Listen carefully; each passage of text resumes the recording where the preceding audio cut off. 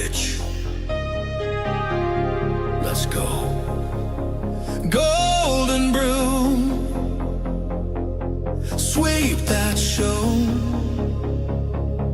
From the chalked up lines to the roaring stands, every dugout story living in our hands. Cody calls the count, Chris breaks down the play, talking dirt and glory every single day.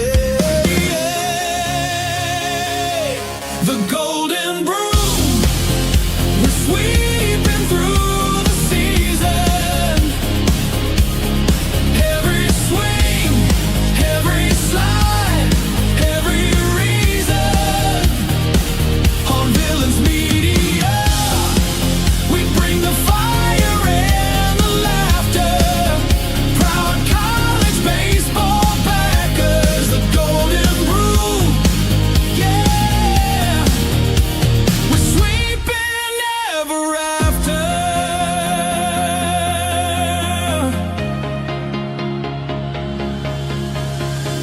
Walk-off nights, Sunday sweeps, bus ride tales that the scoreboard keeps.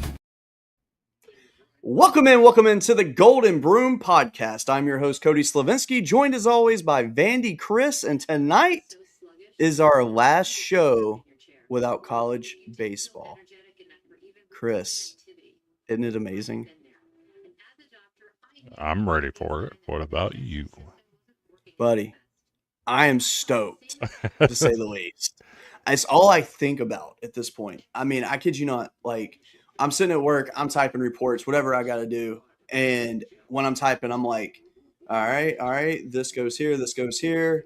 I wonder how many doubles Derek Curio will hit this year. Type. I wonder how many strikeouts Casey Evans is going to have in his opening appearance. How many innings is he going to go? Type. I mean, it's just, I can't stop. It's a big undertaking at this point of the year.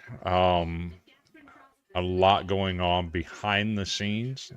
I understand there's a huge effort to delay the start of the season going forward. Wow. Instead of starting on Valentine's week, pushing it back till the 1st of March. Yeah, I'm not for that. No. I'm okay with it. No. When Mentally, I can't do that. But when you listen to Eric Bockett talk about it, they have, I think he said they have like 20 home games in March or in February. And then in April they have 10. Yeah. Make it make sense. I mean, at the end of the day, I mean, if the northern teams want to, push off their season a little bit and just take a reduced amount of games, do it. But at the end of the day, in order for everything to work out the way that it does, you have to start it at this time. And let's be real, nothing says love like college baseball. Dude, you just made it creepy. No, I'm serious. It is what it is. No, think about it. College baseball it's passion, man. I mean, like, look, I love every college sport. I do. I love football, but I will never watch any sport the way that I watch college baseball. I don't miss a game. I love watching the game. I bet you would. No. Give me a scenario where I would miss a game. SEC teams start adding UFC as a team sport. Nah. I don't watch MMA like I used to. I lost my love for it. When my fighters left, I was like, I just don't like it like I used to. And I used to be heavily involved in it. And now I'm like, You wouldn't watch LSU in a UFC fight against Vanderbilt? I mean, that would be very fun, but I wouldn't miss a baseball game for it. Because we would kick those nerds' butts. Okay. You ain't beat us Who in you no. got? You haven't Who beat you us in guys gonna anything beat? yet this year. I know, and that's going to change. I promise you. When? In Nashville in a couple weeks. Okay. I heard that story too. Hey, I'm just saying, like, I'm feeling it. This is going to be a good year, and my only fear for my Tigers this year is the fact that I know how good they are, and that leads me to a part of my brain saying they could let me down. And at the end of the day, though, let's be real. Unless they win a national championship this year, it's a letdown.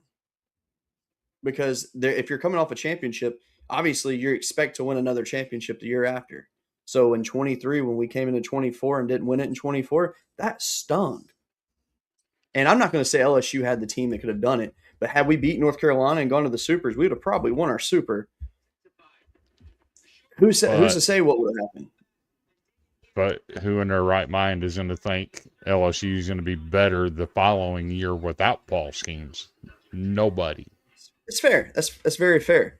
And I mean, and that's kind of the situation we're going into now is the fact that, you know, we lose Kate Anderson, we lose Anthony Hyanson, and plug that in, please.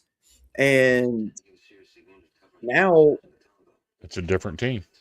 it is. But the one advantage that is there is the fact that the guys that are going to be stepping up are guys that have proven experience. So Casey Evans, obviously, you saw what he did last year. He was great.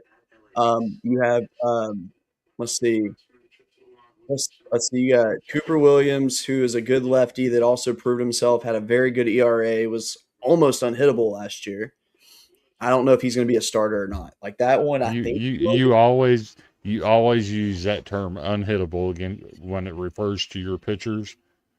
But when other pitchers have better ERAs, you critique them and complain about how many innings they pitch. I'm sorry, but if you threw 19 innings last year, I'm not putting you on my Golden Spikes list. I'm Simple as just that. saying. I I'm just mean, saying. hold on a second. I'm going to freeze for a second, but hold on. In his innings, he was unhittable. That's fair, but who did he pitch against? Most of his action came in the SEC. Okay. So again, who did he pitch against? Look it up. I want to know. I want you to sell me on this guy. And if you can, shout out to you. I don't believe it'll happen, but I want you to sell me on him.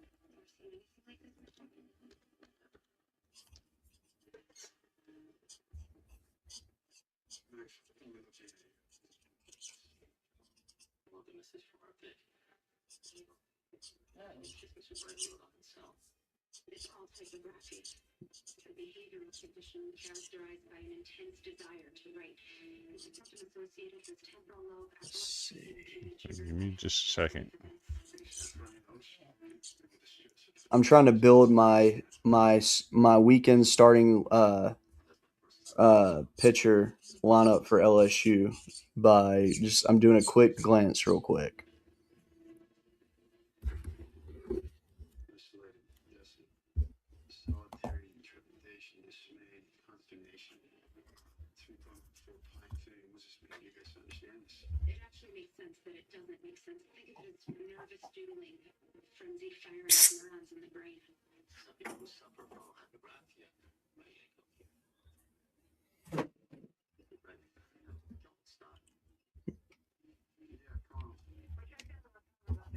Okay. I have my weekend starting rotation now. All right. Friday night. I'm gonna say that one should be obvious. Case and Evans. Okay. Saturday, give me Schmitty, William Schmidt. Why not? Sunday, Cooper Williams. That being said, if I'm wrong there, give me Cooper Moore, the transfer from Kansas. So I think it's going to be those four your starters. And there's one key piece that everybody forgets about for LSU and their pitching. Gavin Guidry is back, healthier than ever, sharp as ever. He has been pretty much unhittable in the fall. He's a dog. He's ready to go. Also, Schmitty had 11 Ks the other day in his outing. On the ground, Leah. My side of the bed. Thank you. You're wondering, my kiddo will not go to sleep. She's been awake for a while, and so now she's using a notepad to write down messages to me. So I just told her to go to my room and lay down, and I'll let my wife deal with it when she walks in there. So that'll be fun. No, you're not. Go to bed. All right. But yeah, so sell me on this kid, Chris. I want to know your argument of why. Because if you can sell me on it, I'll add him. Trying to find his game logs.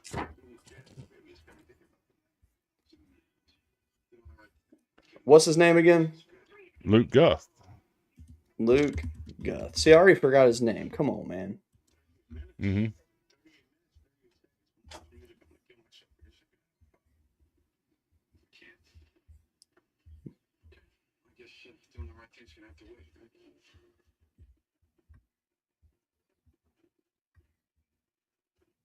Okay, that's weird that they don't have his game log on there. They usually put that on the site. Actually, I bought them for myself. I know, it's pathetic, right? The popular conspiracy theory is that Valentine's Day was created by the candy, floral, and greeting card industries to inflate sales. Yeah, I heard that one. All right, let's see. His freshman year there, he had 12 appearances, 18.1 innings pitched, 15 hits allowed, 11 earned runs, allowed 5 home runs, 9 walks to 20 strikeouts. 20 strikeouts, 18.1 innings, respectable. Only 1 wild pitch through 315 pitches, 188 of those were strikes. He allowed 4 doubles. He had 21 flyouts, 12 groundouts. Not bad. Last year, 19 appearances, 19.1 innings pitched. So a short appearance guy. Nothing wrong with that. It's good to be a reliever. 9 hits allowed, 3 runs, 2 earned, 7 walks, 22 strikeouts. So 22 strikeouts, 19 innings. That is an improvement from the year before.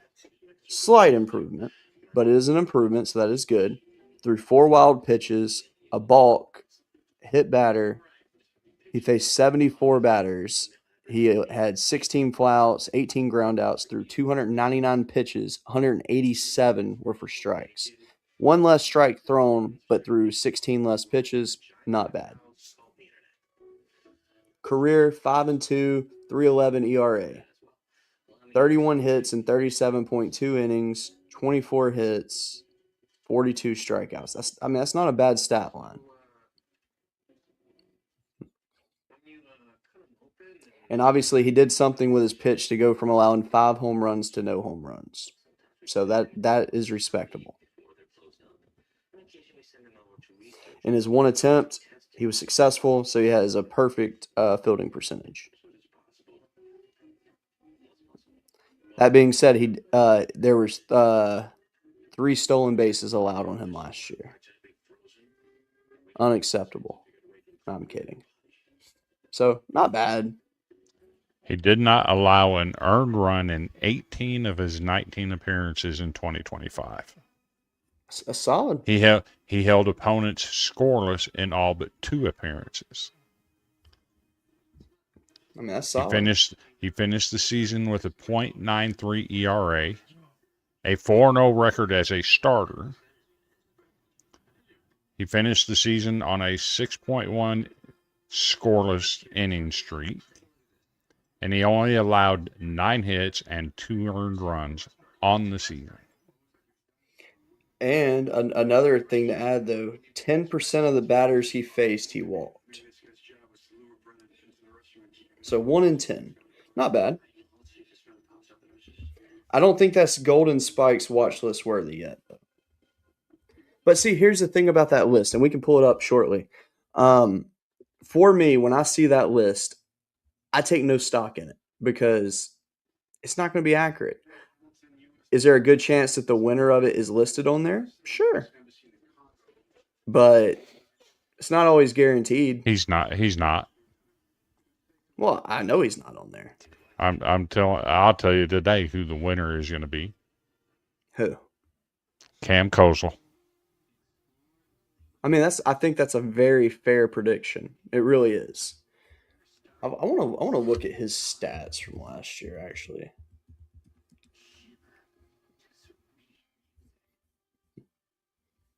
because He will I mean, he's always been good. he will be the next big thing at Arkansas. I mean, I think he's kind of already a big thing at Arkansas. All right, let's see what he did last year. All right, hit 333 last year. It's really good. He had 77 hits, 18 doubles, 15 home runs, 62 RBIs. I mean, buddy, that's solid. All right, so there is one flaw in his game. He strikes out a lot.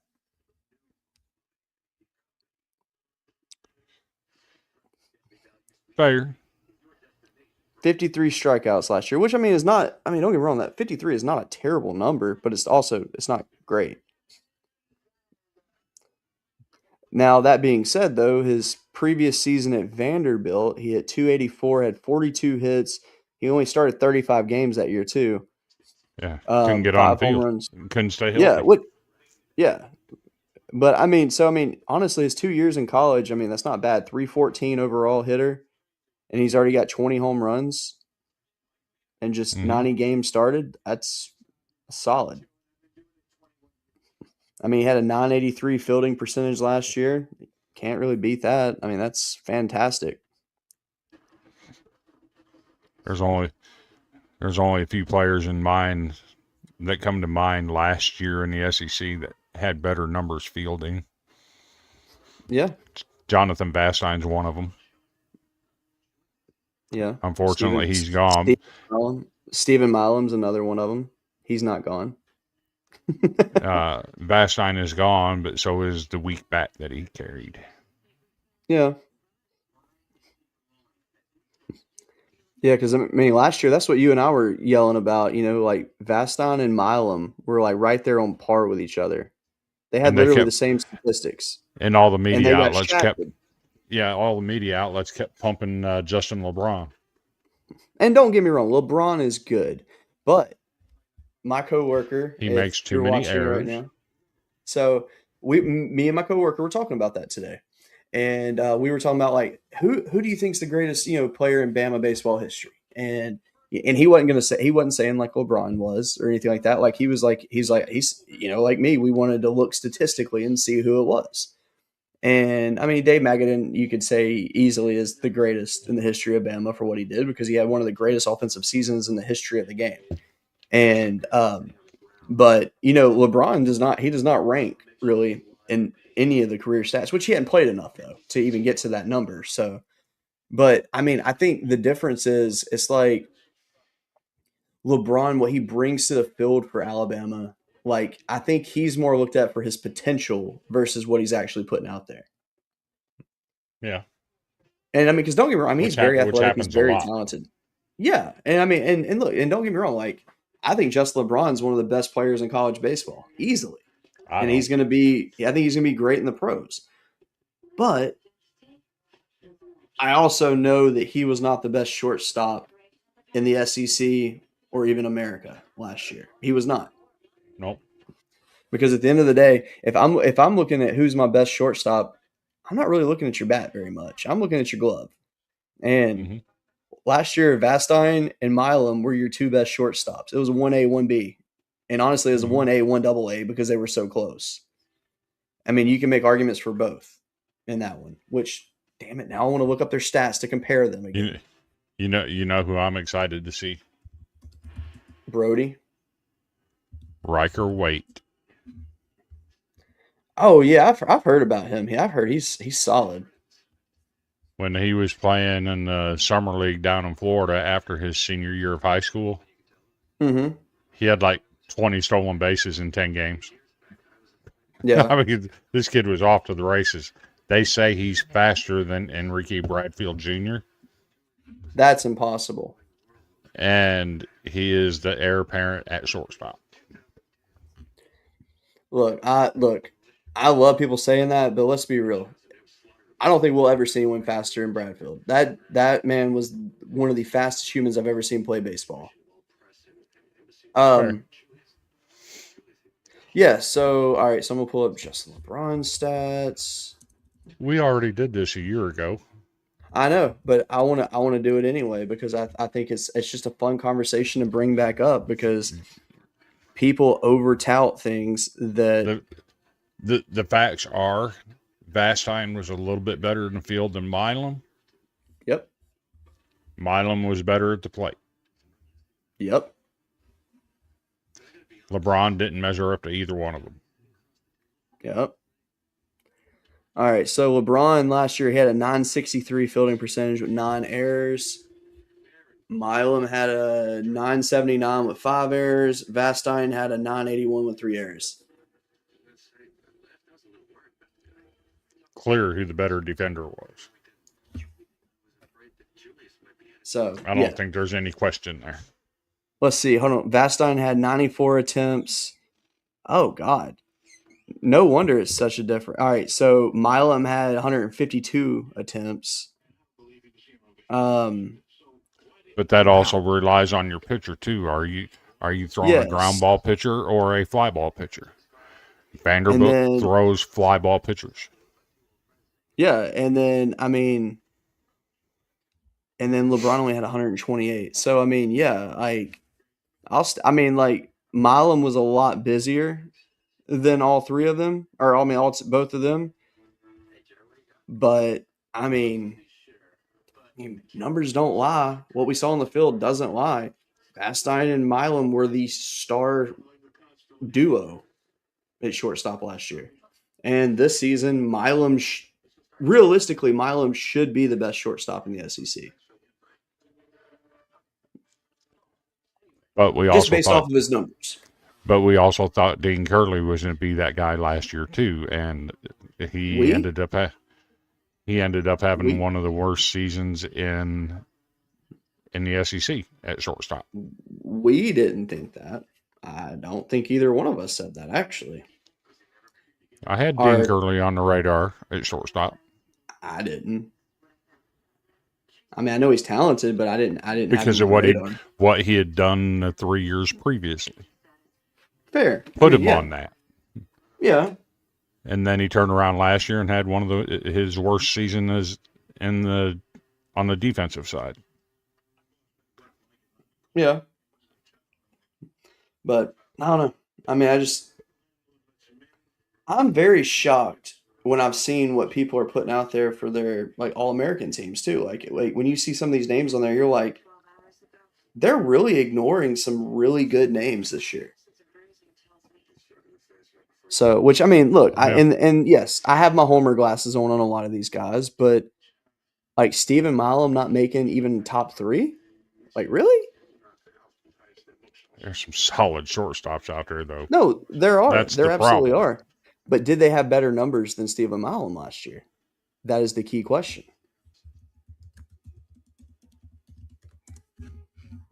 So let's look at first team. All right. Bring your own up. Rock Cholakowski, National Player of the Year. Mm-hmm. Why would you not have the National Player of the Year as a first-team All-American preseason? Because I don't agree that he's National Player of the Year, but, But he was. I know, but I'm saying I don't agree with it, though.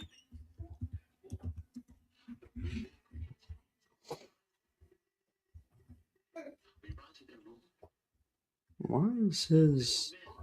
All right, this is weird.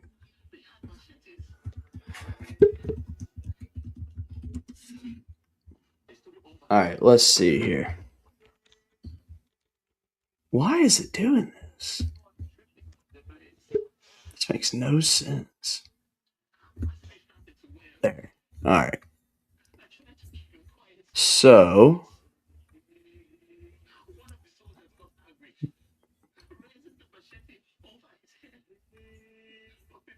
All right, so last year, Mr. Cholosky he hit 353, great season, 89 hits, 23 home runs. Like, can't even argue that. That being said, 7 errors at shortstop. 2024, he had 14 errors. He has a career 957 fielding percentage in his 2 years at UCLA. Next.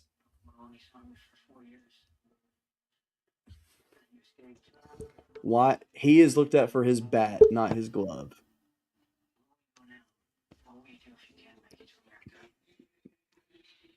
That's fair. That being said, I will say this though. Chris Rembert, Ace Reese, tip of the cap, deserve it. They're fantastic. Never argue that. Sorry, Cheyenne's Pia next to me right now. Let's see. I'm not sold on Tyler Bell. I know you're not. I knew that was gonna be the one you pointed out instantly. I do believe Brody Johnston or the kid from Florida, Braden Lawson, should have been in that spot. Okay. Now I will say this: Brady Ballinger at first base. I'm all for it. That dude's a stud.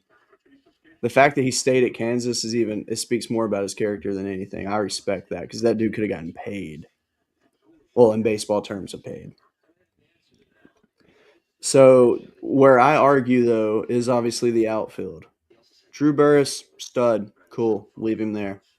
AJ Gracia, tons of talent. Don't get me wrong, but You're looking at it with biased eyes. So. am I though? Please, for the love of God, find me a statistic that proves me wrong on this. And you can't say, well, he had more home runs. Because not every player is a power hitter. Was confirmed KIA in an airstrike.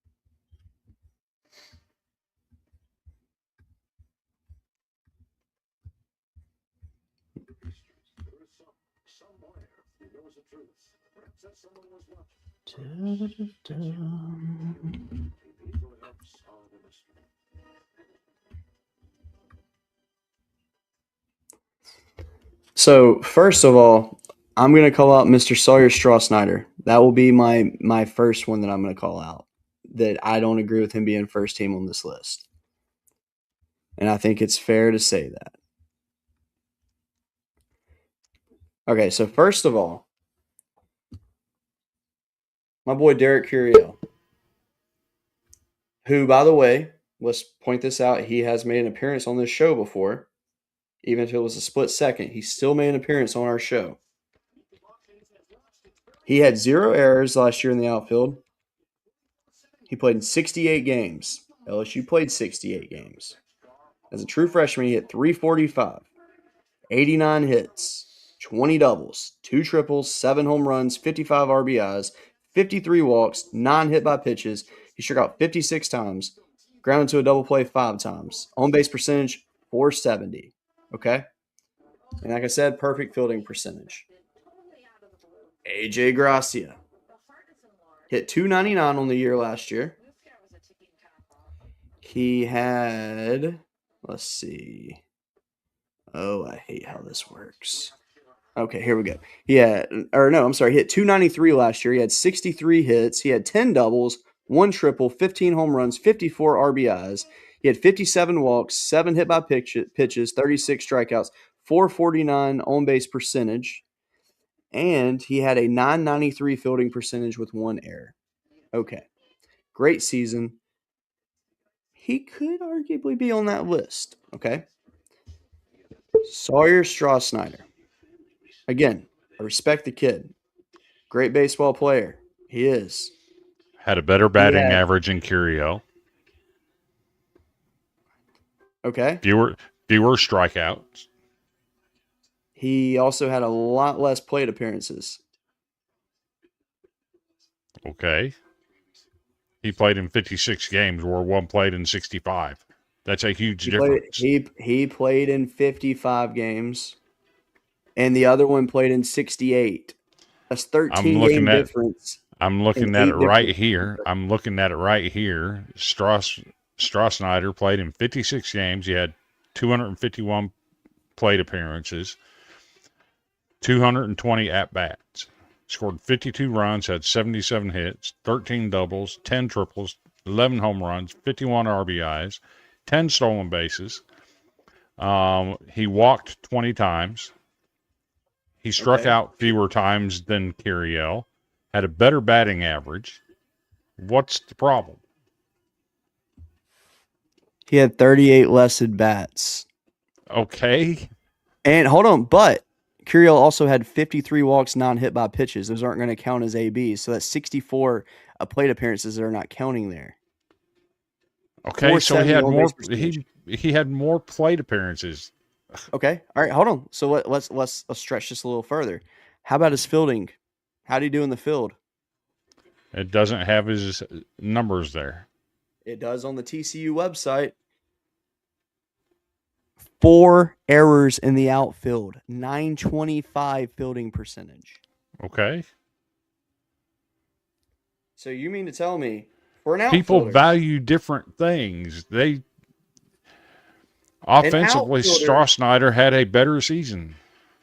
No, he did not. He did. No, he did not. Did he have a better batting average, fewer strikeouts? Yes, he did. You're killing me right now. You're killing me right now. He had a better batting average, fewer strikeouts. He had 22 base on balls to Curiel, or 22 walks / hit by pitches, while Curiel had 64. He had in 220 plate appearances, he had 47 strikeouts. In 258, Curiel had 53. So you mean to tell me six difference in 30 something back? Come on now. Come on. I'm just telling you, he put up better offensive numbers.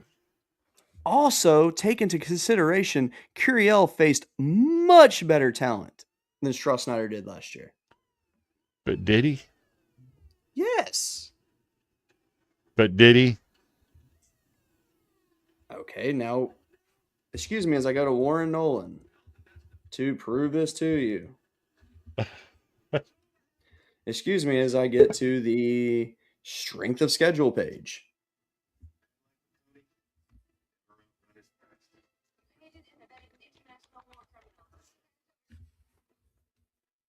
All right. Let's see. We're talking about TCU, strength of schedule. Let's see. 22 to 20. So LSU was 22, TCU was 24.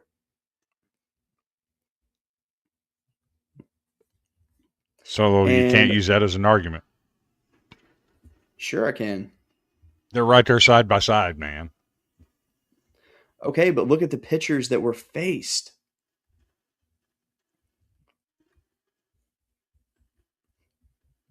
I mean,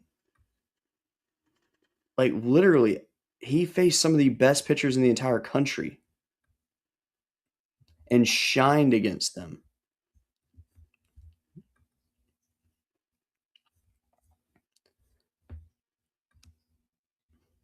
We need people in the comments, like, where y'all at? Like, tell us what you think. For some reason, nobody's watching our show tonight, but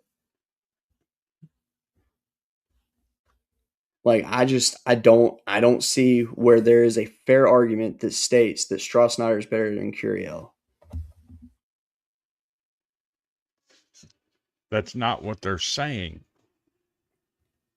People who Yes. voted on this valued his performance more. And they're wrong. I would have voted Strossnyder. You're looking at it through biased eyes. I'm an unbiased individual here. You are going to vote an outfielder that had 4 errors over an outfielder that had 0 errors and offensively was much better. 64 He wasn't better walks. offensively.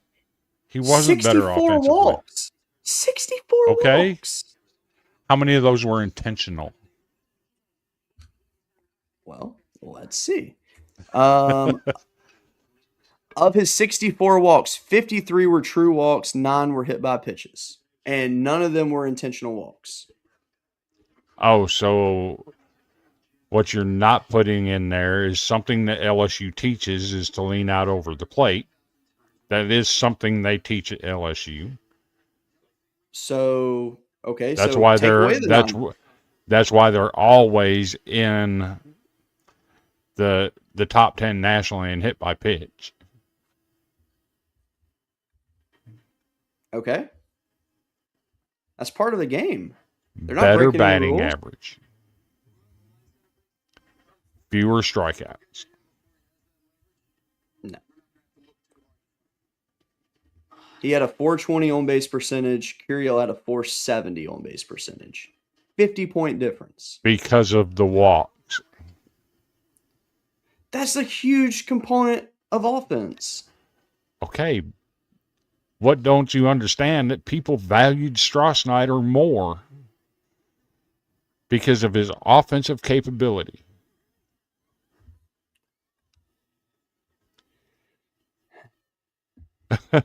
Runs scored 67 to 52. Hits 89 Okay, to look 77. Look how many games difference there are. Okay. 65 to 56. That's Okay. at least 40. That's at least 40 more plate appearances. Okay. So you're putting value in something that really doesn't matter. The reason he had more plate appearances is because he played more games. Had nothing to do with him. His team played more games. Okay.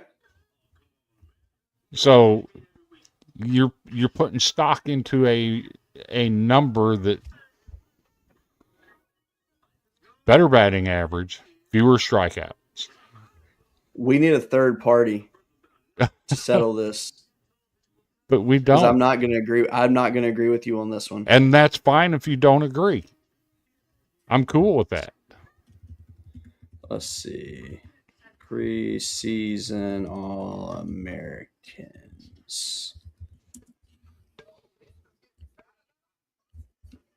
All right. Let's see. All right. Hey, look at this. Perfect game. Derek Curiel, first team. Sawyer Strossnyder Cool. also first team. What the hell? That's stupid. He does not deserve to be first team. Gracia deserves it over him. Let's see what D1 baseball says.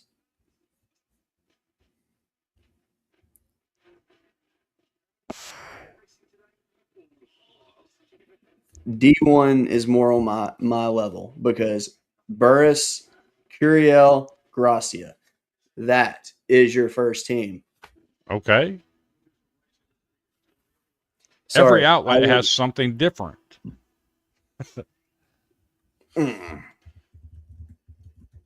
You're getting bent out of shape over something that really doesn't matter. Because stupidity bothers me. Okay, let's talk about stupidity. You're talking about all this junk about LSU. Congrats, you won a national championship, right? Congrats, Yeah. you got a bunch of players returning. Mm-hmm. You know what stupid is? What? The team that was the number 1 overall seed Mm-hmm.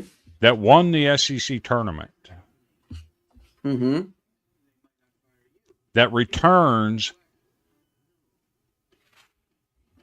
80% of their lineup Yeah. and being picked 8th in the SEC. You want to talk about stupid? Let's talk about some disrespect here. I will not argue that because I agree with that, actually. I'm saying I agree with you is what I'm saying.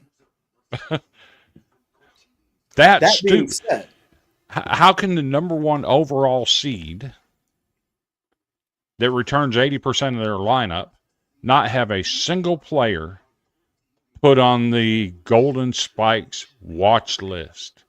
Not a single player, not a single player on the preseason All SEC team, and not a single player on a preseason All American team. What are we doing here?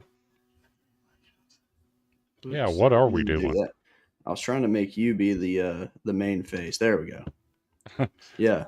But yeah, it's just ignorant with the disrespect that Vanderbilt's getting. I don't comprehend it.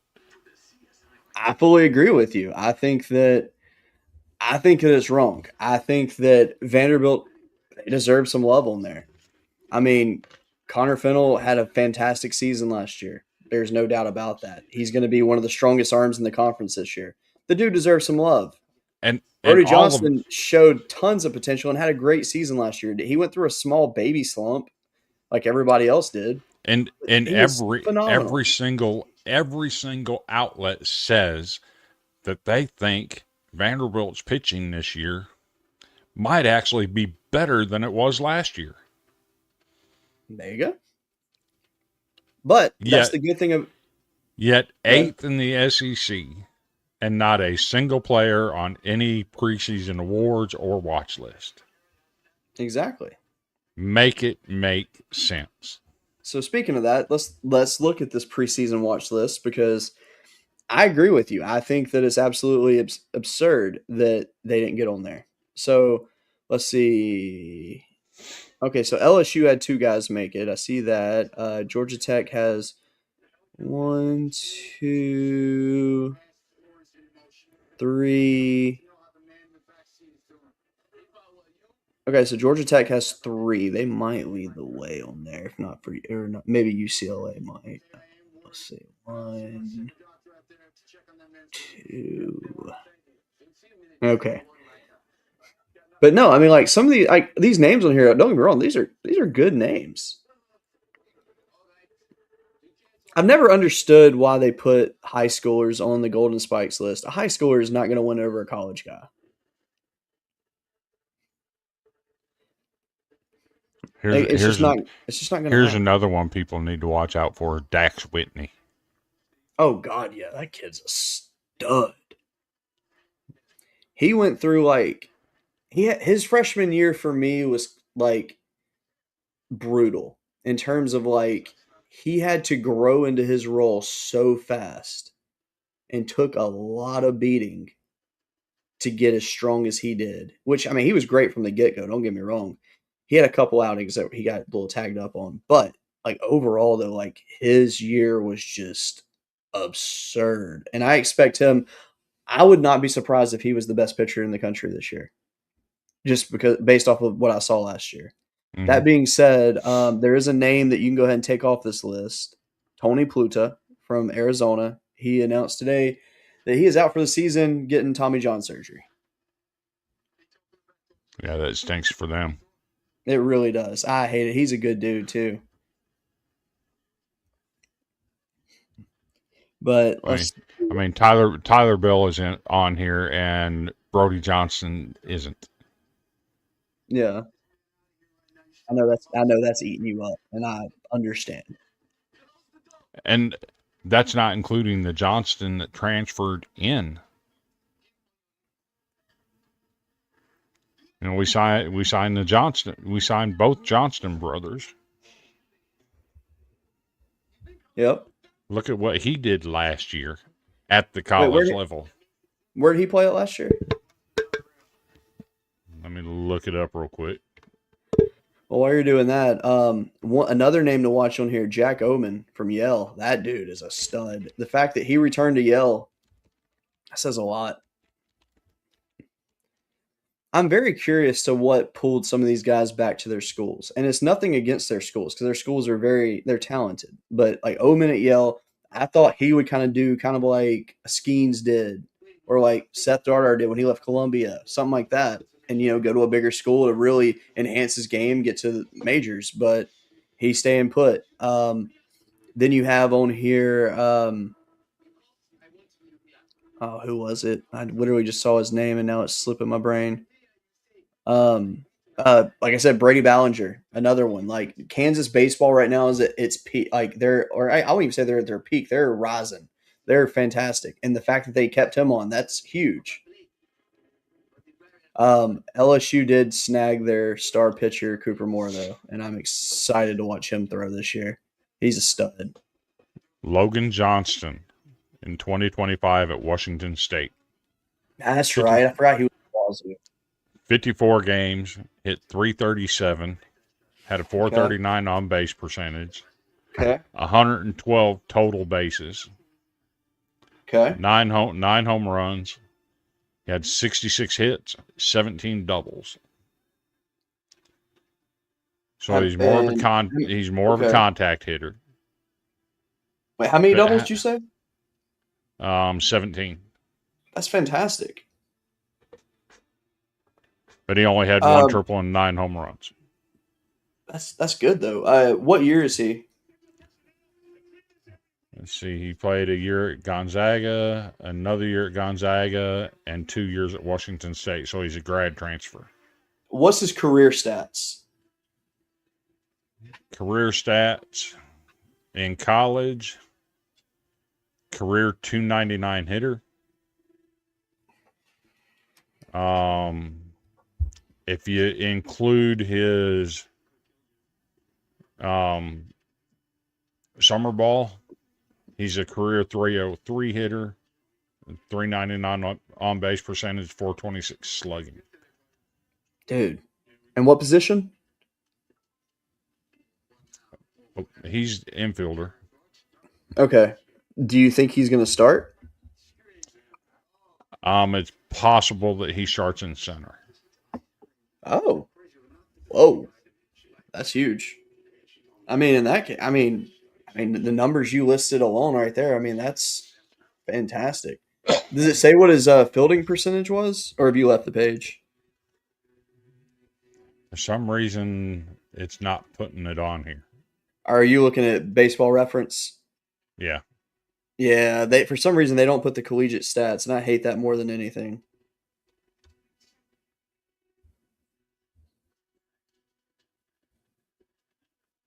But, why isn't a guy like that on here? You know what? I fully agree on that. But also, he may not be on there because they may not be sure what his standing advantage is going to be. Like, they don't know if he's going to start or not. So, but no, like Wes May says, I think he's talking about Braden Holcomb. Yeah. Connor Fennell. Yeah. Connor Fennell was absolutely better than both Aiden King and Liam Peterson. So let me ask you this though. When it comes to pitchers this year, we talked about Dax Whitney being good. Liam Peterson's very good. He should be really good this year. Dylan Valancis was good out of the bullpen last year. Kason Evans was good out of the bullpen last year. Also good at starting when he had to. What do you think about Cameron Flukie? Leave him in the bullpen. He's a starter. He pitched more in relief in the postseason than he did as a starter. He did both. I mean, he was just a, hey, we need guys, so he was a team player. I respected that. But no, I really thought Flukie was actually – I thought he was one of the best pitchers I saw all year last year. Let me see what he did. He only came out of the bullpen one time.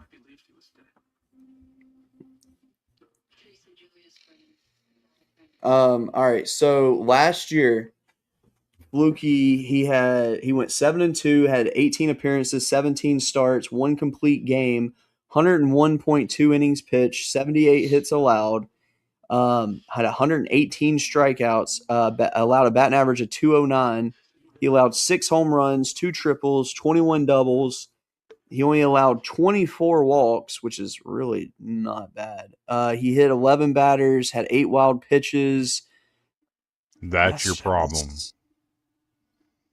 He was only a sophomore last year, though. So I It's look at it still like this. it's still a problem to have that many wild pitches. No, that's fair. That is definitely fair. But here's something to look at too, though. I mean, freshman year 5.73 ERA, sophomore year 3.19. So he's clearly trending upward. Yeah. I mean, all right. So he threw 55 innings his freshman year, 101 his next year, 50 hits his freshman year, 78 his sophomore year. That's an improvement. He's good. Yeah, like I mean, he's good. He deserves to be on this list. Yeah, I think I wouldn't be. I can't believe I'm saying I wouldn't be surprised if he actually didn't win this thing this year. Like he's that good. Like if there's a pitcher, I think he's the one that could actually do it. But like we were talking about, somebody that's not on this list is going to show up. Oh, absolutely. It's 100% I think there's going to gonna be Cam Cozell from Arkansas. I think that's a fair statement. I think there's a lot of I mean that's the beautiful thing about college baseball is there's diamonds in the rough that you don't even know about yet. I mean, who's to say some of these Mike Mancini is another one. Yeah. I mean, look at some of these freshmen that are coming in this year too. Like from what I'm hearing, there are some studs out there that are showing out in fall camp across America. It's not just like a few select teams, like all across America. I think we might see more freshmen this year than we've had in recent years with the transfer portal. So yeah, I don't know. I have a feeling that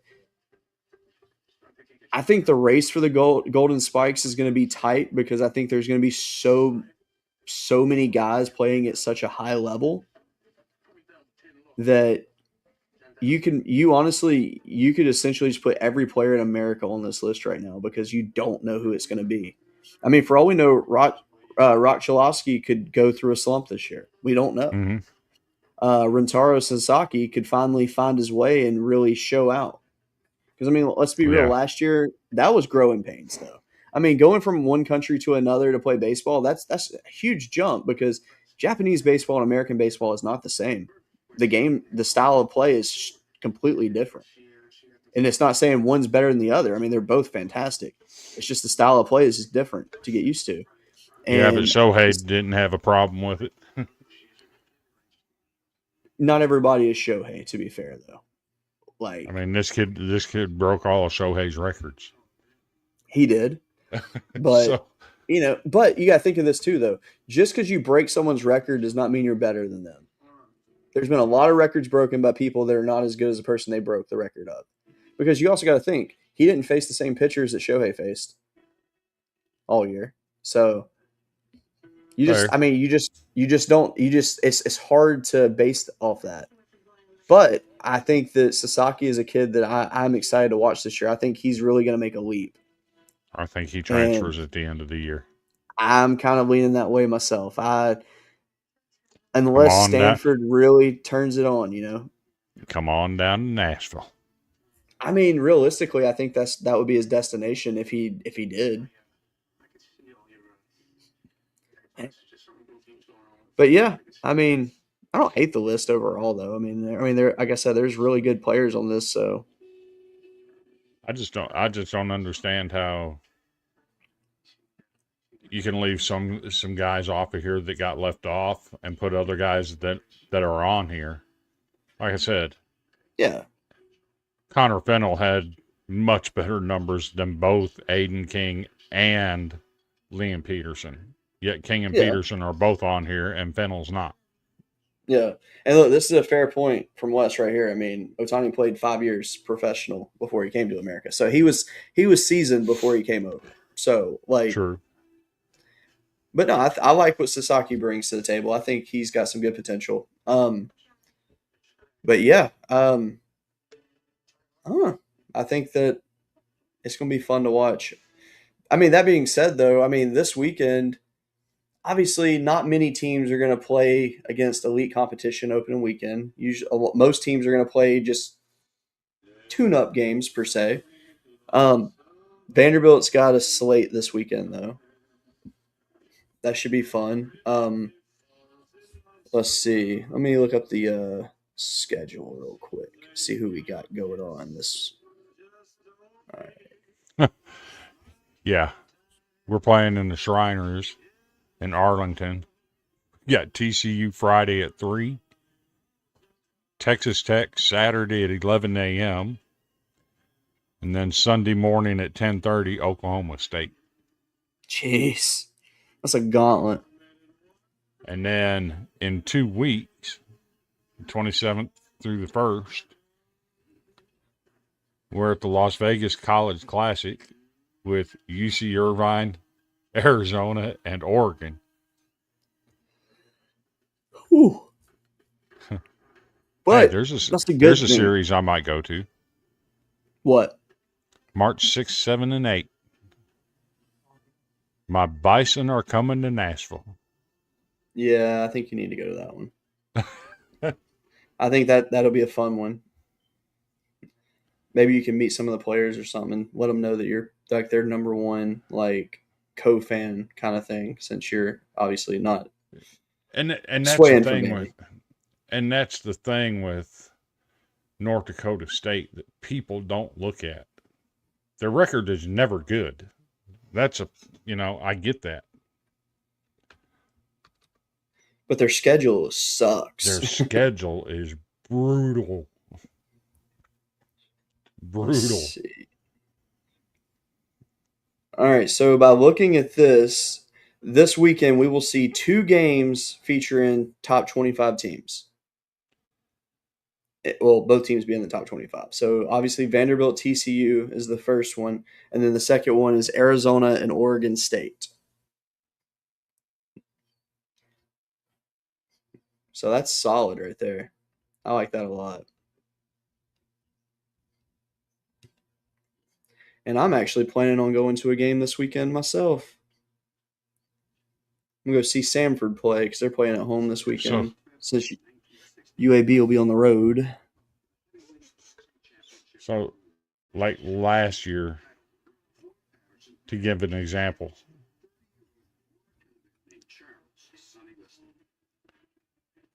they were 3-13 against quadrant 1 teams.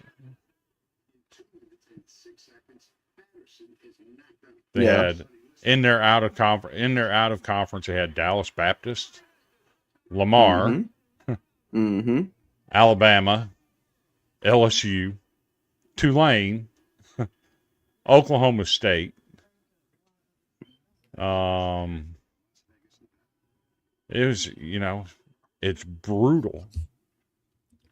And then the regional, they played Arkansas and Kansas. I mean, it's a brutal out of conference schedule for them. They started out the season.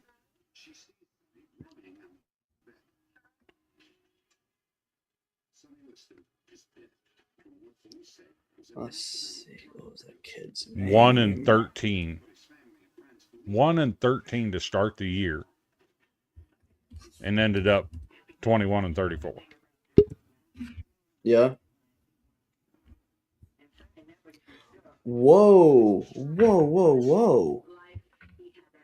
Okay, so I have held back on giving a ton of props to Alabama because, like historically they just always just kind of like fell off towards the end. I totally forgot that in the transfer portal they added a guy who might be one of the best players I have watched in years from a smaller school. Justin Osterhaus. That is a name you need to remember. He's an infielder. He's solid. I'm assuming he would probably play second or third for Bama. They didn't put his full stats on there. That's stupid. Let me go to Purdue Fort Wayne and I'll tell you his stats because I mean this kid was so freaking good. All right, so I'll go to career because that's just easier. All right, so last year he did pitch a little bit, like I mean 1.1 innings and 2 appearances, but so his career stats, he played 2 years at Purdue Fort Wayne. He hit 339. But we'll just do last year's stats. He hit 328 last year. He had 64 hits. He had 10 doubles, 1 triple, 16 home runs, 46 RBIs. He had 31 walks, 15 hit by pitches, and only 41 strikeouts. 453 on base percentage. And he had a 948 fielding percentage last year. But look, when they played LSU last year, I watched this kid and I was in awe. Like, this kid is a stud. So it could have either been A, he just happened to see that where he was playing at and he wanted to show out and really play his best that day, or B, he really is just that damn good. And I'm thinking it's B because that kid was awesome. So the fact that he's at Bama, I totally forgot that that's where he ended up committing to. Man, he might make a difference this year for them. So I was just looking at North Dakota State's schedule. Much easier this year. Much easier. Well, that makes me happy. They only have 1 3-game set with a ranked opponent in the out of conference. Man. And that's in Nashville. Other than that, the only ranked game they have is against Virginia.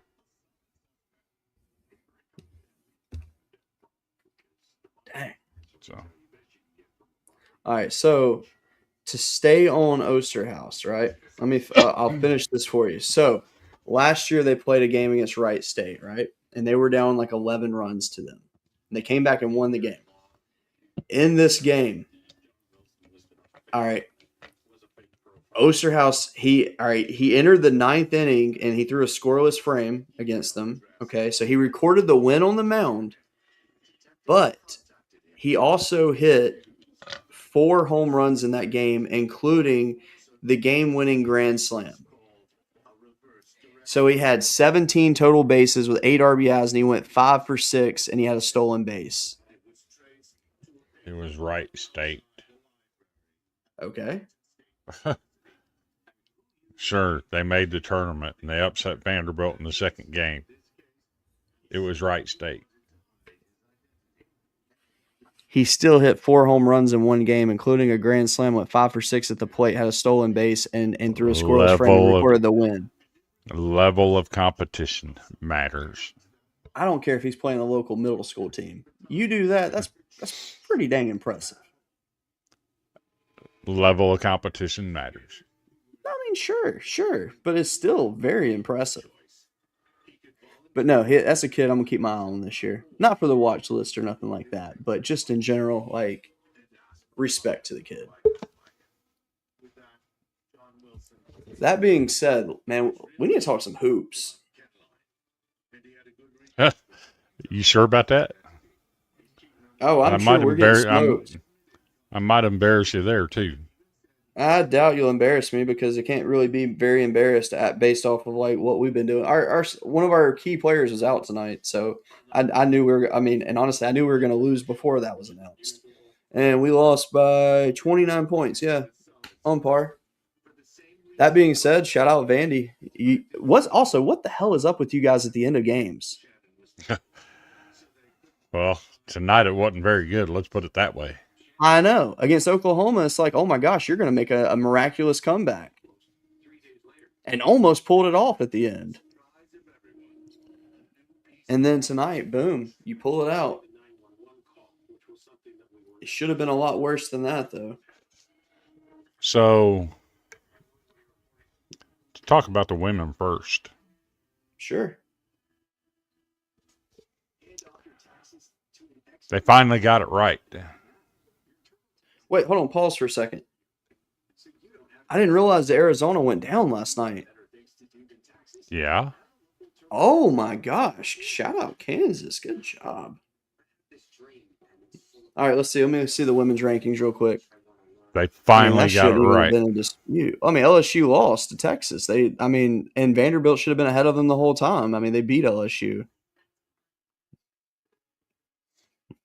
I mean, that being said, like they're barely ahead of them. They're only ahead of them by 6 points in the voting. That's ridiculous. They should be more than that.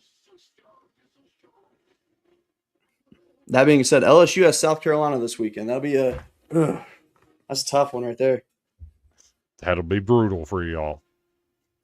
Or maybe it won't. You're not on their level.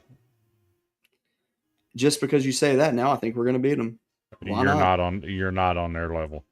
Not the way I they've been playing and haven't had as of Chloe late, Kitts. yeah. Oh my God. When they get And Chloe Kitts speaking of- back, it's over. So speaking of South Carolina, just want to throw this out there. What's up, Andrew? How you doing? Wow.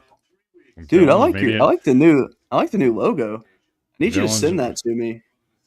Villains Media Network now has a Twitter. Yeah, I'm gonna need that new logo so I can put it on our stuff because, dude, that's sick.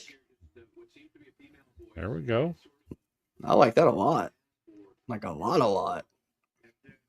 But no, hold on. Speaking of women's basketball, there was something I wanted to ask you about on this. And especially speaking of South Carolina, Tennessee's coach just basically saying she got a team full of quitters. Who the hell says that? That's what she said. Like, look, I'm all right. I understand it. It sucks to get beat down. I get it. You don't throw your team under the bus like that. At least that's how I took it. Okay, that she threw him under the bus. So here's my take on that. She should have never been hired at Tennessee. Number one. Fair. Why they didn't hire Molly Miller is beyond me. Very fair. But you were calling for that hire originally. I remember that. But they made the hire. They had a decent year last year. Yeah. But you can't go get beat by 30 by UConn and turn around and lay a 43-point beat down egg like they did. You have to respond to getting beat by 30 somehow. And they didn't. Yeah, that was bad. But let's take that another direction. Also, I want to point out Molly Miller is my favorite coach in basketball. Oh, she's pretty. Without Shea Ralph, I'm with you 100%. There you go. How much of what happened on Sunday for Tennessee might have been related to an incident with a former Tennessee Lady Vols basketball player? I know nothing about that. Rakia Jackson. Okay. I've never heard of her. She played for the Lady Vols. Okay. She was dating an NFL football player for 3 years. Respect. It was very toxic from the word go. Okay. And that football player was arrested this weekend. Oh, for hurting her? It was pretty ugly. Wait, is he the one that was the former DB from Ohio State? No. Oh, okay. He's the linebacker that got drafted by the Atlanta Falcons, James Pierce Jr. Oh. Where'd he play college at? That name sounds familiar. Tennessee. Oh, that's why I know his name. Okay. So do you think any of what the Lady Vols went through might have been related to that? That there is a their mind was elsewhere? But you would also think, too, that maybe they would use that as motivation to, win for her, per se. It's kind of a weird angle, but... It is. How does it affect somebody when a friend and former teammate... Wait, how recent did the incident happen versus the game? It happened on Saturday. Oh, so they would have just found out right before they played. Yeah. Then yeah, I could see that one messing with their heads. in so many important locations. Man, that's terrible. I don't want to put I an excuse on the table for him, but I it's mean something to think about. that's valid though. So I mean that's just sickening anyway. Like I don't like the idea of a Oh, man putting his hands on a woman. when you read the details, it was more than a hand. Really? He Did they say rear-ended her. was there a reason behind it? Did she like cheat on him or something? She broke up with him, Oh, and he lost his jeez, ever-loving mind. Stalked her jeez. into a police station parking lot where he rear-ended What? her and then tried to flee the scene and hit a cop in the process. Now, was he No. still on the Falcons at that point? Yeah. Well, actually, Oh, he didn't rear-end her. He tried to rear-end her and missed and came around and hit her head on. that's even worse. And then hit a cop in the process trying to flee. I wonder if he was like under the influence of anything when he did it. I don't know, but he bugged out for sure. I just don't see how a level-headed person can do that. Even emotionally, I don't see how someone can do that. Like even like without something in your system. Crazy. Oh my gosh. I really hope that she's okay. So I mean, have they released an update on her health? I haven't heard. I haven't looked into it the last day or two, but it's pretty gruesome what he did to her. And I just want, I'm not saying it did or it didn't. I just wonder if that might have affected them emotionally somehow. I mean, if I were in that situation, I was a player on that team, and I found out that former teammate, someone that I knew and respected, went through that, that would mess with me. Especially if I find out like right before my game. That's Yeah. gonna 100% mess with you. I mean, And I that's really not, hope and pray she's okay. and that's not taking anything away from South Carolina, because the way they're playing right now, No, yeah. I mean, honestly, South Carolina would have probably won the game regardless. yeah. But had that situation not popped up, it probably wouldn't have been as bad. So, But but there is an interesting situation brewing for the women. what? If LSU were to somehow upset South Carolina Mm-hmm. and Vanderbilt were to beat Texas, Okay. Vanderbilt and South Carolina would be tied for first place in the SEC, and Vanderbilt would be favored in every remaining game. So what you are saying is you are a LSU fan on Valentine's Day. Respect. I don't think LSU's going to beat them, but Have faith, my friend. That's all I can tell you. I mean, hey, to be fair, the team that beat South Carolina this year was Texas. LSU beat Texas this year. That shows that everybody's in the same realm of talent. It just depends on who's hot that day.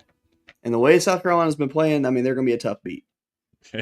But yeah, the way, and they've been doing this without their two best players. yeah.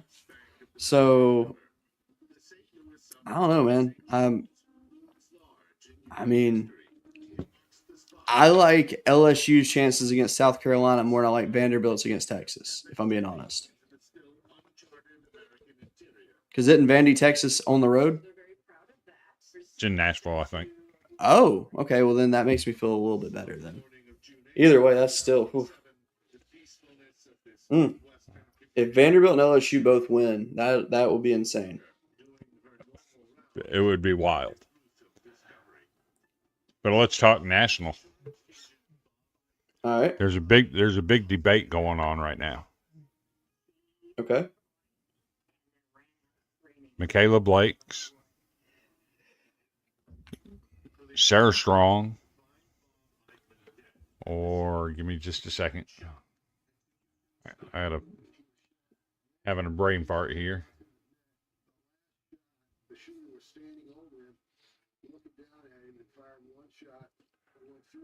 I mean, at the end of the day, I'm still saying Michaela Blake's the best player in the country. Or Lauren Betts. I'm sticking with what I said. Blake's is one of the best female players I've watched in a while. She's really good.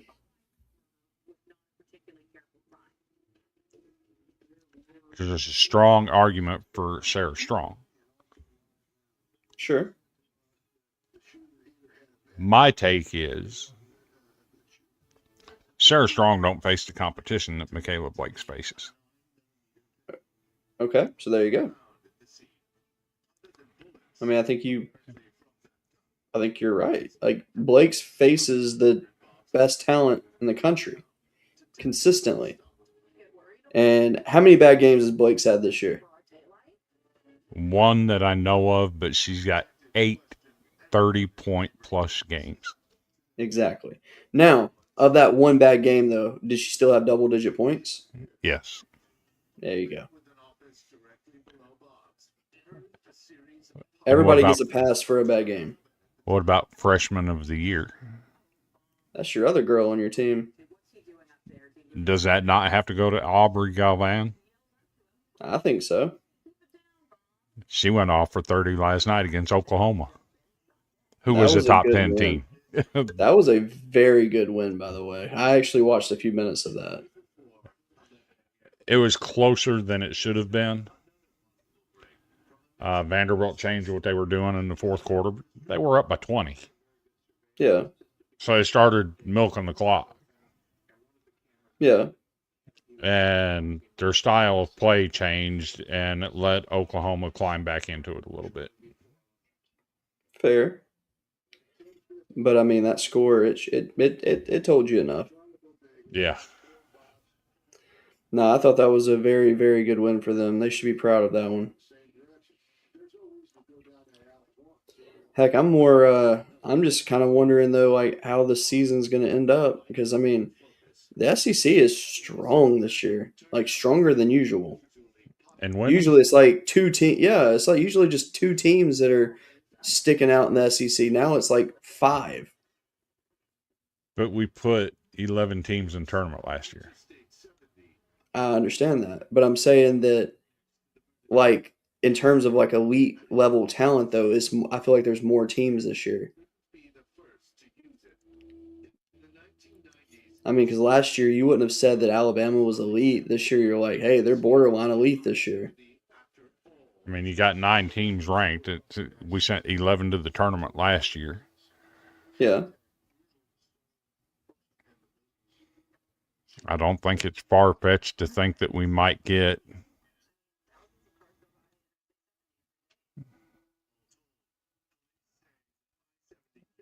$10 in the tournament.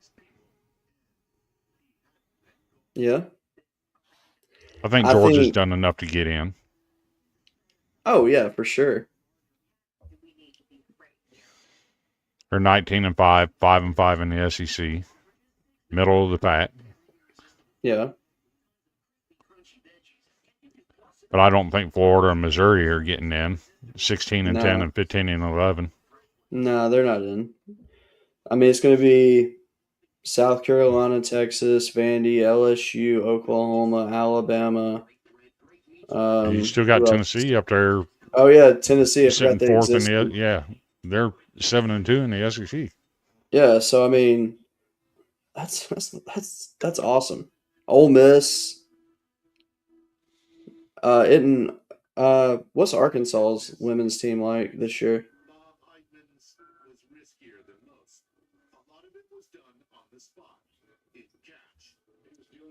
So what? What's Arkansas's women's team look like this year? 0-10 in the SEC, 11-14 overall. Ooh, I didn't realize they were that bad. Yeah, they're pretty bad. What about Kentucky's women? They're currently 5-6 in the SEC, 18-7 overall, and there's a strong possibility that they don't even end up with a winning record in the SEC. Yeah, but their overall record could be good enough to get them in, though. Oh, they're in the tournament easy. Yeah, so So currently they're 5-6 in the SEC. Their next game's Texas A&M. They should win that.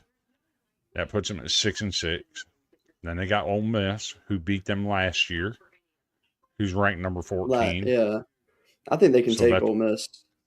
So that's probably a loss. So you're 6-7. Then you go to Nashville, get beat again. Now you're 6-8. Then you get an easy one with Auburn, 7-8, and you finish it up with South Carolina. That's tough. You might not have a winning record in the SEC. Yeah. That being said, though, I do know that Tennessee's women is solid. I mean, they beat LSU, and that was a fun game. I didn't like the result of the game, but it was fun.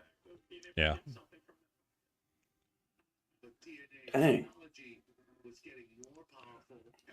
So In that in the case, men's, I will say this: the way Florida's playing in the men's right now, hard beat. they may be the team to beat in the SEC.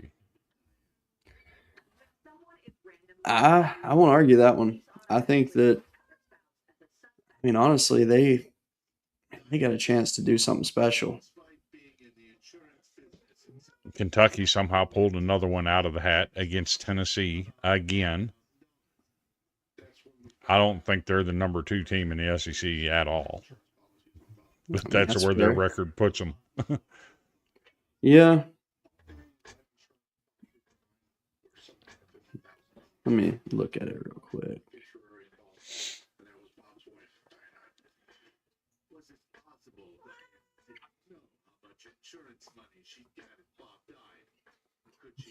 Like, so, I mean, realistically, I'll say Ole Miss, Mississippi State, South Carolina, LSU, OU eliminated already from the tournament. There's Fair. just there. I mean, it would take A miracle. something special. Yes, realistically, Auburn is borderline. I think 14-10 right now. I think that's borderline for them. They can't afford to lose going forward.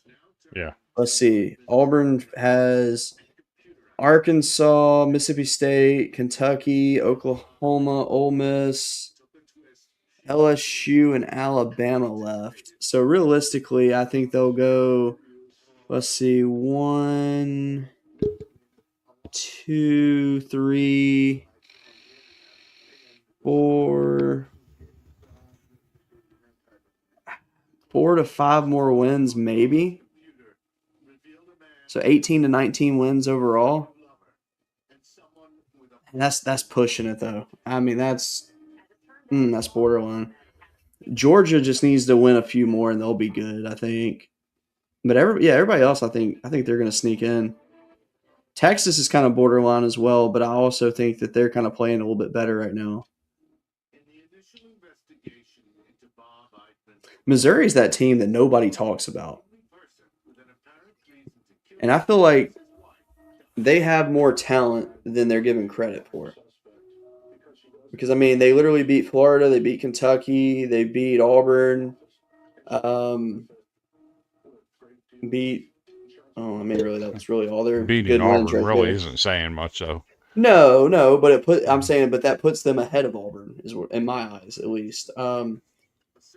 Let's see if they had any other meaningful wins. There's a problem with one team currently in the SEC. What's wrong with Kentucky? They look like they'd be in the tournament. But You like I how I don't. knew you were going there? That's not who I'm talking about. Oh, I was about to say. This team looks like they belong in the tournament, but I have a feeling that they're going to end up having to forfeit some games. Oh, Alabama? Yes. I thought, though, it was signed when that petition went into effect that said that they wouldn't have to forfeit any games, though. Okay. That was the temporary order. Okay. The temporary is no longer in effect. NCAA can absolutely make them forfeit those games that he played in because they said all along he's not eligible. But do you think they even want to fight that? If I'm the NCAA, I would. That's fair. Because Nate Oates is still talking about it today. And if they want to keep pushing the issue, I'm going to make them forfeit the game. Let's see. For Bama going forward, they got Ole Miss, South Carolina. That should be 2 wins. Arkansas could be a 3rd win. They'll They're probably not beat beating LSU. Arkansas. You don't think so? No. All right. But either way, LSU would be a 3rd win probably. Mississippi State, that's a win. Tennessee could possibly be a win. Then Georgia, that they'll lose to Georgia. And then Auburn's toss up. Tennessee beat them with Bediako. Yeah. Bediako didn't really make a difference for Bama, though. He didn't. I mean, at all. He did his job, and that was it. I mean, it wasn't anything that was spectacular. Nothing that screamed, I need to be in the NBA or anything like that. Basically, I'm saying like he didn't present an unfair advantage for Bama when he came back. But no, I mean, so they're 16 and 7, so see 17, 18, 19, 20. But you have to look. They might end up with just 20 wins this year. That's hard to put them in with How that. many games did he play in? If they're required to forfeit all of those games. I think he played like maybe, 4 or 5 games? Let's see. He played against Tennessee. He played against Texas. That's 2 losses. You're losing 2 wins in Mississippi State and Oklahoma. Yeah. Well, wait. I got No, off he there. didn't play that far back, did he? He played I don't against think he played. Tennessee. Tennessee was You're his first losing- game. That's right. You're losing a Yeah. win against Missouri, a win Okay. against A&M, and a win against Auburn.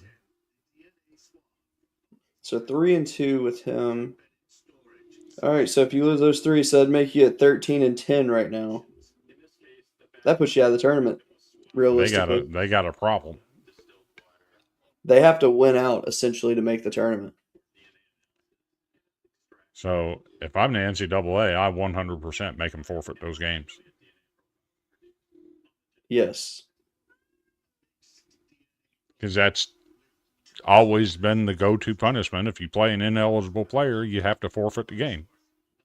So they're not treating them any different. Now,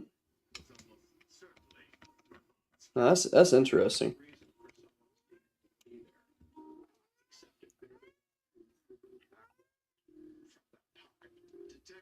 Man. Which contains the DNA profiles of thousands of known offenders. I do have a sleeper for the NCAA tournament, though. Who?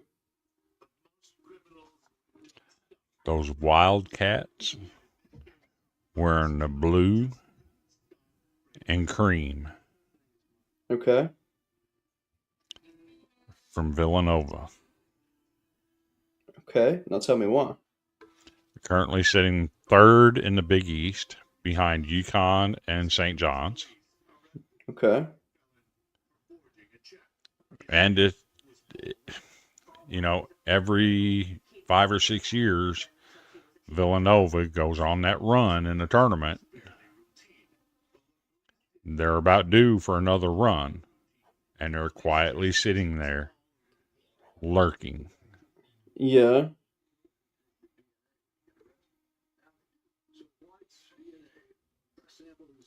They're my sleeper pick.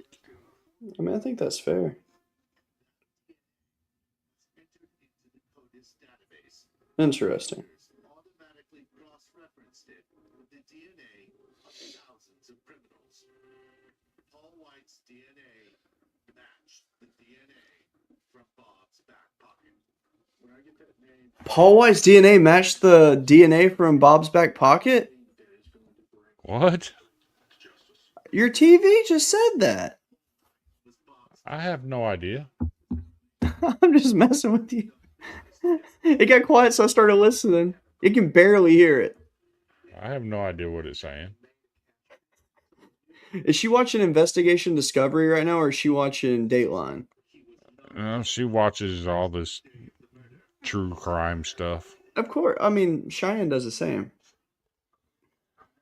I mean, I watch it too. But I ain't she gonna leaves lie. the TV running 24/7, and in the middle of the night, I'm waking up and she's got it on some Wicked Women. Oh yeah, I've seen that. Yeah. You ever tell her just like to not get any ideas? It's like Wicked Women, women with knives. Do you ever just look and be like, any knives in here? She's always watching this murder, death, kill stuff. Well, she's just letting you know. Stay good. She gonna stab you in that shoulder. Yeah. You may not feel it though.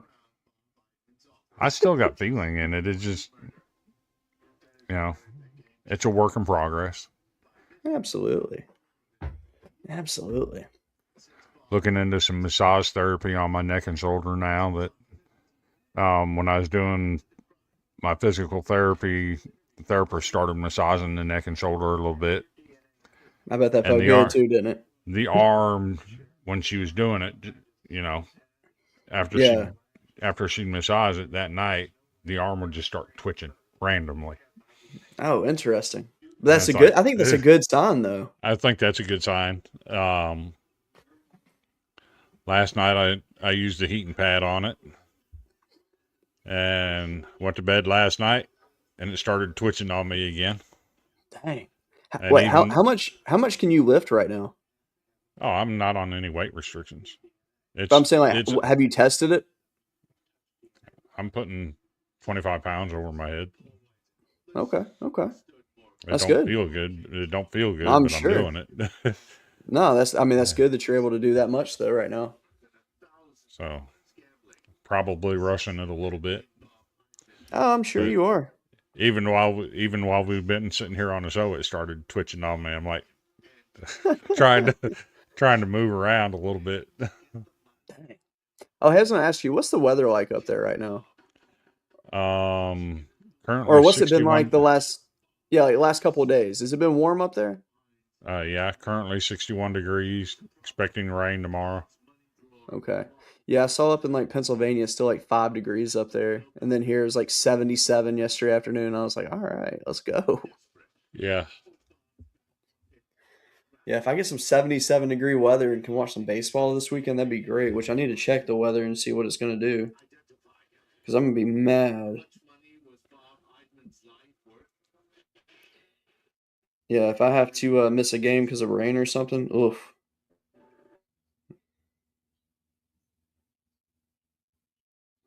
I'm currently 61. Heavy rain at 53. 62, 55, 59. We're in that spot now where it's changing. I gotcha. So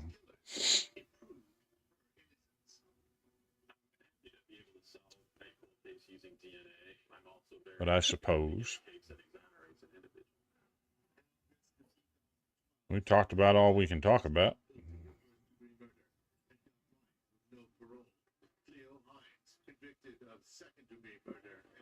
I mean, unless you want to dabble in the NFL a little bit. I mean, what's there to dabble in? Sam Darnold finally got it. He actually didn't flop a football game away and got him a Super Bowl. He had nothing to do with them winning that game. Oh, absolutely nothing. Kenneth Walker III, that's your dude right there. The dude was a stud. So I think people saw why the Tennessee Titans fired Mike Vrabel. Oh, yeah. His last 24 games at Tennessee, he went 6-18. He went and sat in the owner's box of a rival team while his team was going 6-11. He deserved to be fired. Yeah. But I think what you saw Sunday night was a team that was not prepared. Oh, for sure. And then that may be the worst game I've ever seen Josh McDaniels call as an offensive coordinator. I fully agree with that. It was weird. It was like When it's you like see, before the game, you're mad. You're like, man, that should have been us if you're a Tennessee fan. And then when you watch the game, you're like, oof, that was us. so when you see that your offensive line is being abused the way it was, what's your fix for that? As an offensive coordinator, what's your fix? You're gonna have to figure something out. You got to bench somebody. Quick slants, right? Oh yeah, I mean, but hell, the receivers couldn't get open. They threw the first slant in the fourth quarter. Yeah, And when they did, they started moving the ball. yeah. Why didn't he start I doing don't- that on the third drive of the game? Why didn't he do it from the get go? Is the question. Because I mean, it was just. I mean, it was just weird. The first drive wasn't bad. It was about what I expected. But then that second drive, when your defensive tackle just bull rushed your right guard and your center and beat both of them. Okay, now you better drop your quarterback in the shotgun, which they didn't do, and start throwing some slants and slow down that pass rush. And they didn't do it. It was an unprepared football team. It was a terrible game called by Josh McDaniels. But that's why Vrabel was fired at Tennessee, because he couldn't prepare his football team. Yeah, So it was a shame. let's have this discussion.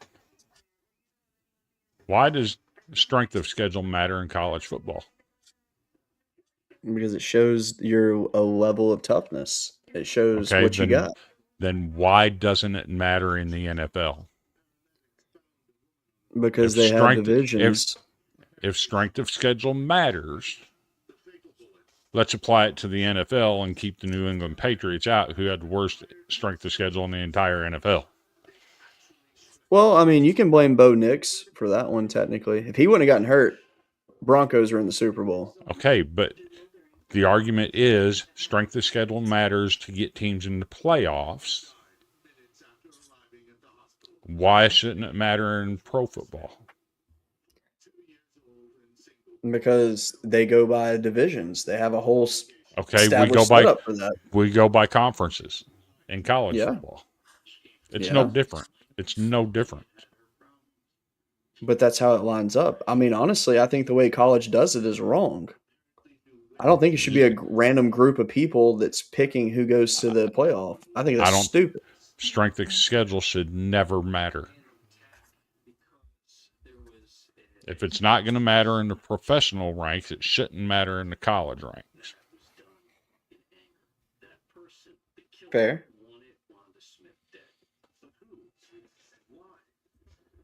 That's my take. I mean, I think that's fair.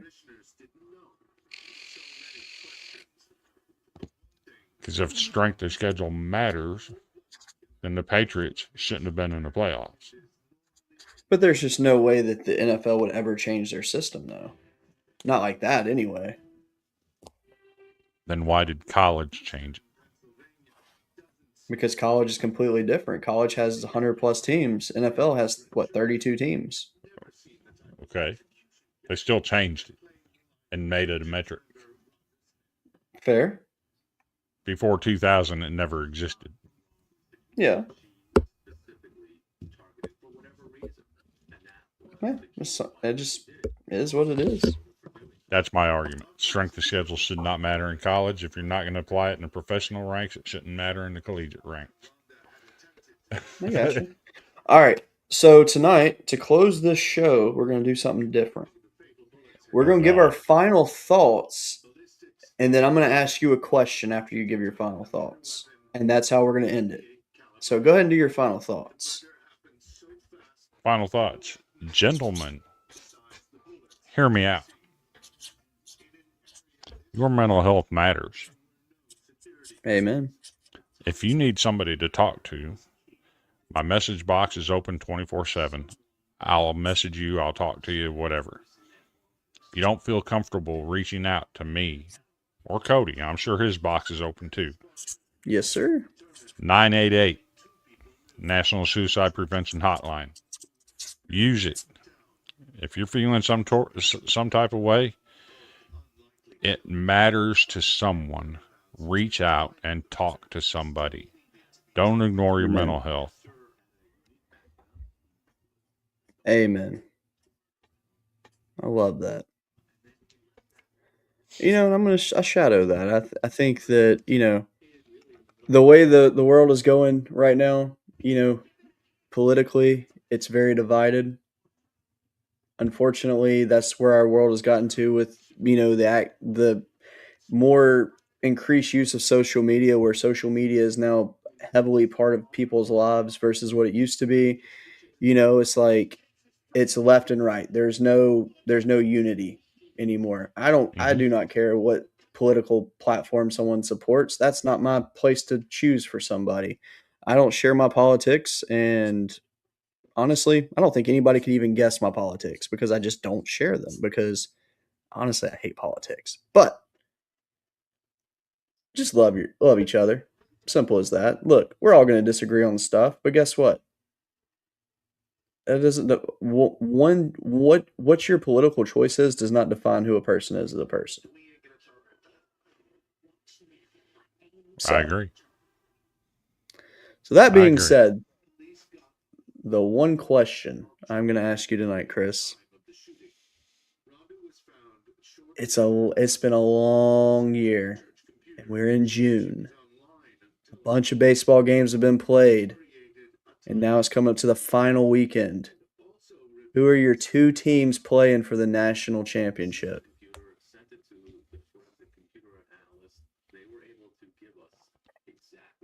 Arkansas. Okay.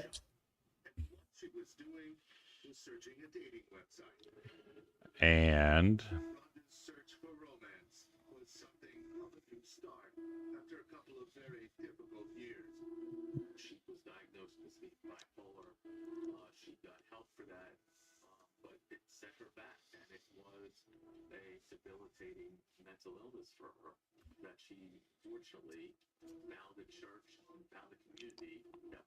no, change that. Okay. I'm going to go with the team with the deepest pitching in the SEC.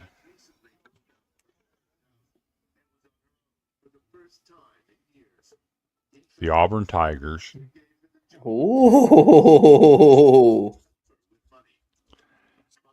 Against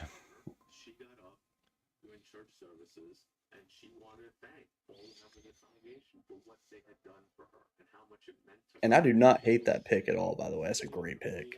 Oregon State. Whoa. So who is your national champion? The Beavers. Whoa. All right. And yes, that does not look like my that does not reflect my preseason rankings. And nor should it. But I'm picking Oregon State to win it all, beating the Auburn Tigers 2-1 in the finals. Wow. I'm speechless with your pick because I really like that pick a lot. Wow. Auburn's got the deepest pitching in the SEC. I mean that's fair. I mean they are stacked. They absolutely are. You know, because I've done way too much thinking on this, and I think for me, I'm going a little bit different than you. Obviously, we know one of my teams. Obviously, I'm taking LSU in it because I'm feeling it. I am. My other team is also from the South. In the state of Georgia, I'm putting Georgia Tech in the Natty this year. And I don't have to say who I got winning it. Obviously, you know, I'm going LSU to win it. But interesting. I am blown away with your pick, by the way. That is wild. Like, that's very good. Lean forward a little bit, right there. That's good. Why'd you take my picture? Huh? Why'd you take my picture? Whatever conversation you started, she would take down 3 garden paths Actually, and then make a right turn. let me try that again. All right. Okay. Good. No, I got it. Okay, good. Meaningful romantic For what? relationship in her Hmm? life. And she develops a crush on I'm going to do something. And that pastor Okay. was by giving her part-time work at the church. That's gonna be fun. But yeah, if Oregon State wins it all this year, I would not be surprised actually, because their pitching is solid, and they get some good bats. Dang, I like that a lot. Well, that being said, thank you guys for watching tonight. We didn't have as many viewers as normal, but I know everybody's busy, so it's all good. I'm sure people will catch it once this is over. That being said, enjoy opening day this weekend. Have a good rest of your week, and we will see you next Tuesday at 8:30 Central. We hope y'all have the best night of your entire life. And that being said, here's the outro.